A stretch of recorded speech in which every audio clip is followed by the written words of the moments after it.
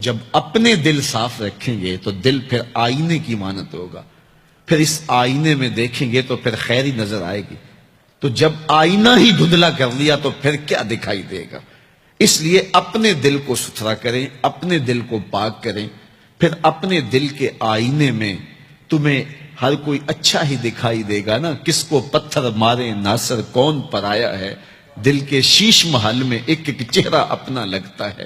تو پھر دل مصفا ہو گیا، دل مزکا ہو گیا، تو پھر جو ہے وہ پاکیزگی ہی پاکیزگی ہے، نور ہی نور ہے۔ خشیت الہی جب بندہ مومن کے اندر اتر آتی ہے تو پھر اس کا اندر سنورنے لگ جاتا ہے۔ جہاں کوئی کیمرہ نہیں ہوتا، جہاں کوئی ایجنسی نہیں ہوتی، جہاں کوئی دیکھنے والا نہیں ہوتا، وہاں یہ خوف طاری ہوتا ہے کہ میرا رب مجھے دیکھ رہا ہے، اور یہ تصور انسان کی زندگی کے اندر خیر لاتا ہے۔ خشیت الہی باطن کو نکھارتی ہے، سجدوں میں لذت پیدا کرتی ہے، رکوع اور قیام میں سرور پیدا کرتی ہے، یہ نیتوں کے اندر خلوص اور للہیت پیدا کرتی ہے، یہ تمہارے اعمال کے اندر حسن پیدا کرے گی۔ اگر اللہ کی خشیت باطن میں نہیں ہے تو کھوکھلے عمل ہوں گے، ریا ان پر مسلط ہو جائے گی، دکھلاوا آ جائے گا، عجب آ جائے گا۔ ہم تو نماز پڑھنے لگ جائیں تو بے نمازیوں کو حقیر سمجھنے لگ جاتے ہیں۔ وہ کیسی نماز ہے جس نے ہمیں تکبر میں مبتلا کر دیا، جس نے ہمارے دماغ میں غرور بھر دیا، ہمیں لوگ بونے بونے اور چھوٹے چھوٹے دکھائی دینے لگے اگر ہم نے جو ہے وہ چند سجدے کر لیے۔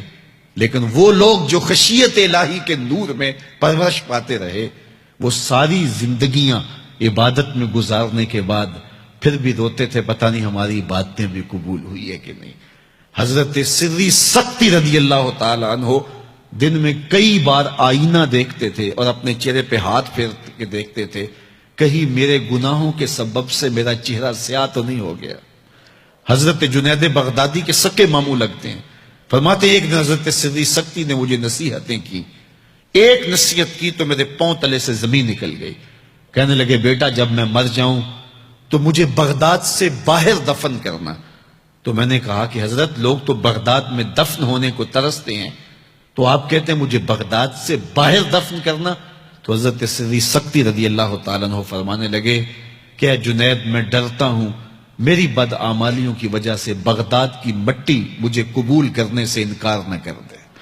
یہ وہ لوگ تھے تتجافا جنوبہم عن المضاجع، جن کی کروٹیں خوف و طمع میں بستروں سے الگ رہتی تھی اور اللہ کو پکارا کرتے تھے، راتوں کی تنہائیوں میں اٹھ اٹھ کے راتوں کو آباد رکھا کرتے تھے۔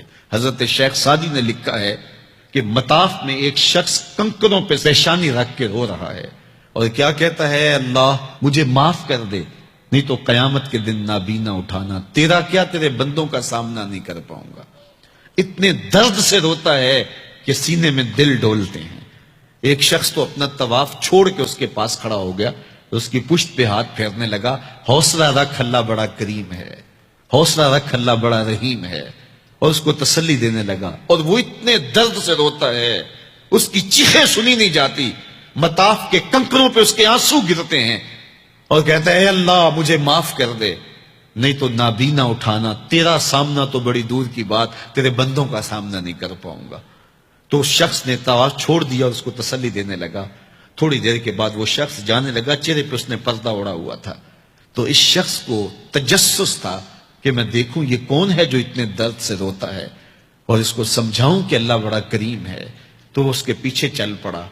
تو جب اس شخص نے نقاب سے پردہ اٹھایا تو اس شخص کی چیخیں نکل گئی، فائزہ ہوا الشیخ عبد القادر جیلانی۔ تو یہ زاروں کے تار رونے والا شیخ عبد القادر جیلانی تھا۔ آج پیر کہتا ہے کہ میں تمہیں بخشوا دوں گا، ضمانت فراہم کر رہا ہے۔ یہ حضرت غوث اعظم رضی اللہ تعالیٰ عنہ یہ خشیت، یہ عاجزی، یہ نیاز مندی اللہ کے حضور پیش کر رہے ہیں۔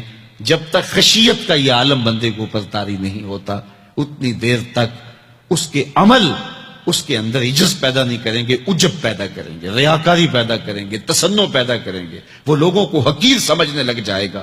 اور اس کائنات میں اس سے بڑا کیا جرم ہو کہ کوئی کسی کو حقیر سمجھے؟ تو کسی کو حقیر مت سمجھو، اپنے اعمال کا کیا یقین ہے کہ وہ قبول ہوئے کہ نہیں ہوئے؟